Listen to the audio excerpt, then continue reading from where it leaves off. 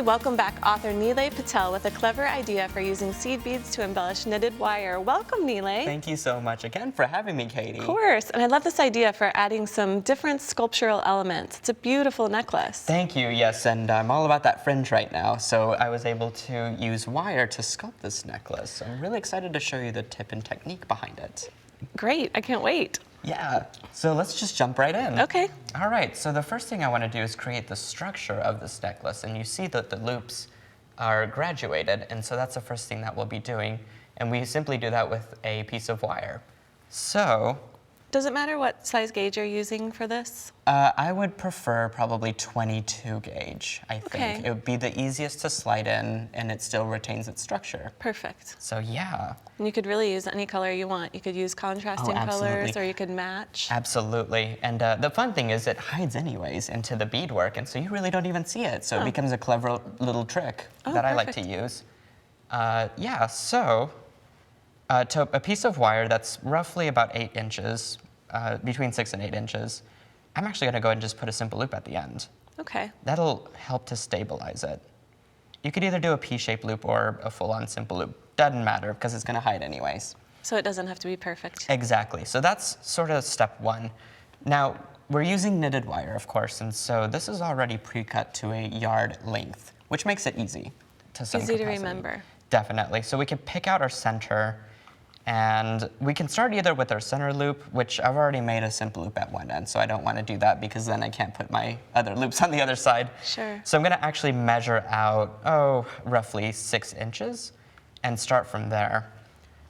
Now, you can really customize the size of your loops, and for me, it looks like I've made something a bit more on the petite side maybe, and so the bigger the loops, the bigger the piece is going to be, and so therefore you just move further along into your wire towards the end. So you can really create kind of a collar effect too if you want. If you really wanted to just, instead of statement. having the neck ropes, maybe it's all the way around. Right. I don't know, the possibilities. Yes.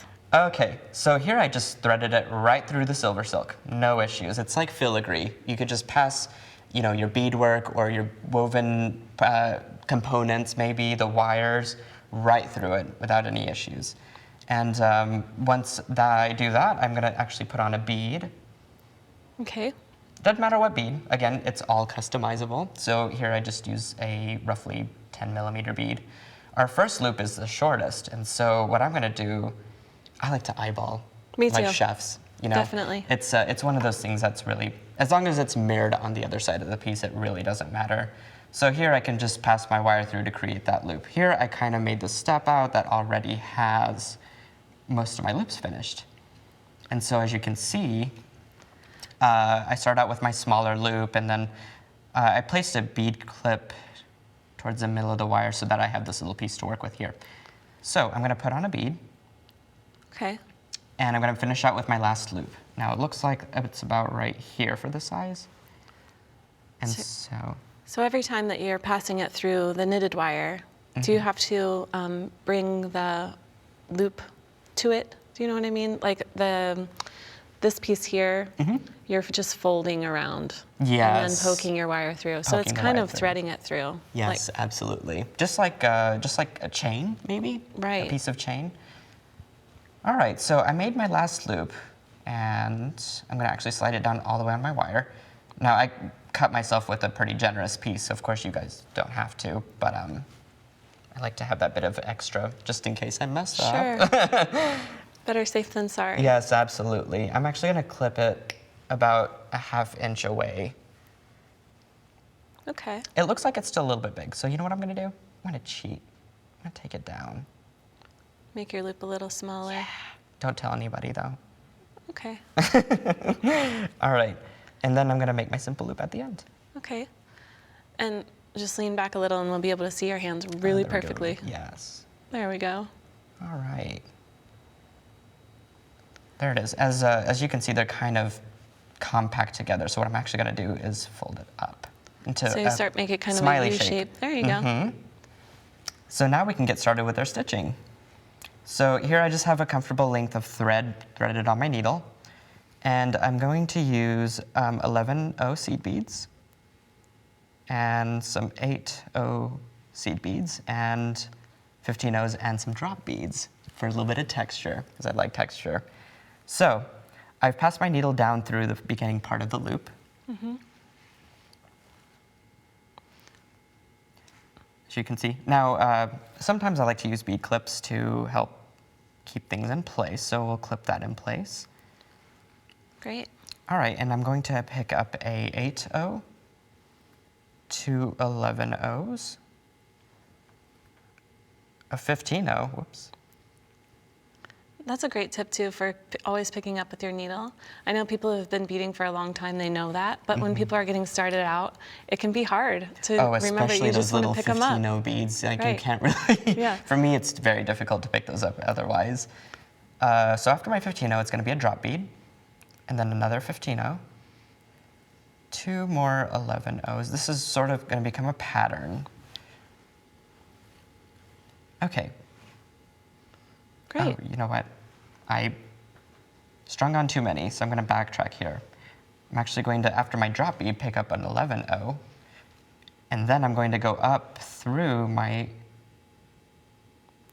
3 little guys. yeah. You know, but you really could create a random type of fringe too if you wanted to. Definitely. You could certainly add all different sizes in there. Absolutely. And speaking of random, I'm actually going to do 2 fringes on the same stitch. Oh, all right. Yeah, so I'm going to do 2 of these 11-0s, a 15-0, another drop bead, a 15-0, and then a couple more 11-0s. Oh wait, nope. Skip that last part. We're going to stop That's there. okay. Let's not get crazy. Okay. Crazy is good sometimes too, though. Crazy can be a lot of fun and very dangerous when beading. All right, so I'm going to actually pass up through my 8-0. Oh, I see. So you're joining your lower part of the fringe Exactly. right there So at the this top. clip is in the way, so I'm going to remove it for now. And I'll just pass straight up through it. Looks Pull on my good. beadwork to get it tight. Don't forget about tension. We have to create good tension here in order to get really refined work. Okay, so I have my fringe on one side, and I kind of want to fill up the top with some beadwork too. So I'm going to pick up a 15-0, and let's just pick up an 11-0, just for fun. We're just kind of making this up. And as those we are go. going to go down through the other side, huh? Absolutely. And so remembering that we can't go straight down, because otherwise we'll just pass right through that again, I'm actually going to go down at an angle and just come right beside Great. that last part, that last fringe. So therefore I can continue forward. And so I'll continue stitching. Let's do one more. All right, so there we have an 8-0, an 11-0. And you know, again, when people are starting out with seed beading, this is a nice way to be able to build structure without having to create it from scratch out of the Definitely. beads. You can just build off of it. Yeah, there's quite a few projects out there that require constructing it with the weaving, and this is a nice medium to use for those beginner beaders who are intimidated perhaps, but with it, and to really be able to quickly stitch up something for the evening perhaps. Right. You can make it tonight, wear it tomorrow type of deal. Absolutely. All right, so one more fringe to go. We're gonna do that. Oops. A couple 11-0s, a 15-0, another drop bead, and an 11-0. I really like for this fringe also, I'm using a limited amount of beads, I guess. And it's great for that reason, just so the end maker doesn't have to get confused with too many different types. But you can really make some fun structure and texture with the drop beads. Yeah, you sure can. They add a lot of swing. Yes, definitely. So that's really it. I do want to go on to explain, though, what happens whenever we're trying to connect loops. Okay. Looks like you have one piece here that's already in progress. Yes. So here I've stitched together, I'm switched to a white thread, just for fun. Sure. But I like my threads to blend into the different types of wires. I did the black earlier just to show the stitch, and so this one, since we've kind of got the grasp of it. Yeah, it won't show when you're finished with your piece. Absolutely. And so I finished it up to the end to where the knitted wire hits this wire loop. And so what I'm actually gonna do is just stitch right through that knitted wire. loop Pull it all together. to pull that loop and secure it. And so now what I'll do is I'll just continue my fringe. Here I've used a little bit of a different interior. You can see that I used a 11-0 and a 15-0. So what I'll simply do is, after I've stitched it through, I'll just put on my beads, and then I'll just continue my fringe as I've been doing. Yeah, and you can see the shape starting to get covered up a little bit more too when you're adding the fringe around the outside. Absolutely. I think it really lends itself to this kind of seaside feeling too. Yeah, and you can change up that mood just with a switch of colors. That's right. You could make it autumnal. You're getting a little too fancy on me, Katie. Calm that down. I love it. When this is all fringed out, then how do you finish the ends? Oh, great question. So we're using a capture knitted wire. What that means is there's a beaded chain inside of it. And so the great thing is we have special findings. It's got little teeth in there, so it grasps the chain within the knitted wire itself. So what you can do is make sure that it's cut specifically flush.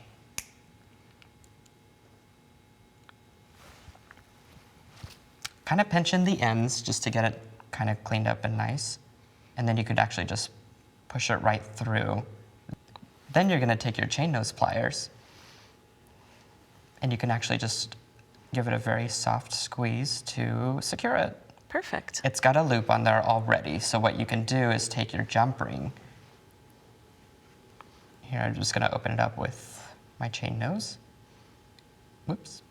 I'm gonna insert my my jump ring inside that ring and then part of my clasp. Perfect. Yeah, it's quick, simple, easy, and you can be out the door with some new style. It looks really pretty. Well, let's take a look at the finished necklace. This is a beautiful piece, Nealay. Thank you. You could see the fringe really just helps it to pop It and really does. shimmer. You could use any type of beads in the middle there too. Yes, indeed, and I brought with me a variation of All that right. same technique. And I added some extra beads to it, some extra bling with the crystals, maybe some different colors too. And I sort of mixed those autumny, orange tones with the aqua. Now you have another tip for us too about shaping wire. I do. So this one uses loops as part of the shape, and so maybe we wanted to do sort of a donut-esque ring shape. Okay. And so here, I've brought with me an example of, it's not quite stitched yet, but I could show you how to do that as well. But this is a shape that we're gonna go for. And what we're gonna do is I've got my piece of knitted wire. Let me move some of this out of the way. Okay, and it's inherent string. So I wanna get it to a round shape. I'm gonna show you a little tip and trick for doing that. Okay. All right, so once I have as many spirals as I want for my round shape, let's just do 2. What I can actually do is take a little straight pin to hold Perfect. everything in place. Ah, there you go. So you can hold it while you're working. I can hold it while I'm working, and then you see how it moves around, but whenever I set it back down, there's no need to measure again. So once I'm done stitching or whatever it may be, in this case, I've passed a little Your head pin with the bead? yeah, my head pin, thank you, with a bead up through it and create a simple loop at the top. And so now what I can do is just take my needle and thread. Since it's secure on one side, these loops aren't now going to move out of place in terms of, my measurements. Yeah. So I could just continue to stitch whatever beads. Oh, you know what? We have some laying out here, so let me pick Grab some beads let me over grab. there. There you go. There we go. Here we go. Some beautiful beads. Here, I can get it for you. Oh, yes. Those are so gorgeous. Pour a little bit out here. Definitely. And so, again, with this technique, it's nice to be able to just kind of make things up as you go along, and maybe we can do a quick little fringe here. Okay. All right. And I'm only using the one color, so could you imagine with 2 or 3 different ones? Yeah. Especially if you mixed in magatamas or drop beads or whatever it may be. So then you just pass back and forth through and create your fringe on the outside. Absolutely. You could also layer them up on the inside if you wanted to. Definitely, or in between. Oh, right. There you Yes, go. definitely. In between is a good idea. Let's take a look at your necklace that has the circles on it, because that is kind of it's a similar technique, but it looks like Yes. you're stitching across I the stitched surface. across of it. So I wanted the knitted wire to be exposed, because it's so beautiful with that AB sort of It finish. sure is. And yeah, I mixed in some lovely 8 O's and 11 O's and some drop beads in with it and stitched over it, and then connected them with some simple loop They look like- beaded beads. Yeah, and they look like sunbursts too. Oh, yeah, I never thought of it that way, but that's a cool explanation. I like that. Let's take a look at your other turquoise necklace there. That's a really beautiful piece also. It looks like you're doing some netting. Yes, I did some netting over some wooden beads, and I love wooden beads. They're inexpensive and fun and lightweight, easy to wear, and I wanted to create some knitted portion over the beads, so I used these little jump rings. So really, once you start stitching, the possibilities are pretty limitless. Pretty limitless, and I love mixing different mediums with my bead weaving, and be it hard wire or knitted wire or something. Maybe it's the textures. Sure, well, let's take a look at your bracelets here in the front. Yeah, and with the knitting wire, there's different types, and so what I've used so far is the capture, which has a beaded chain inside of it, but there's also a flat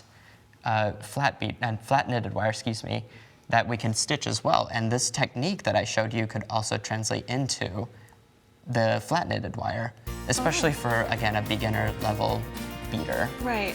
Well, thank you so much. These are some wonderful tips, and it's been so fun to have you on the program this season. Thanks, Thank Nealay. you so much for having me. I You're had welcome. such a blast beading with you. Well, thanks for stopping by.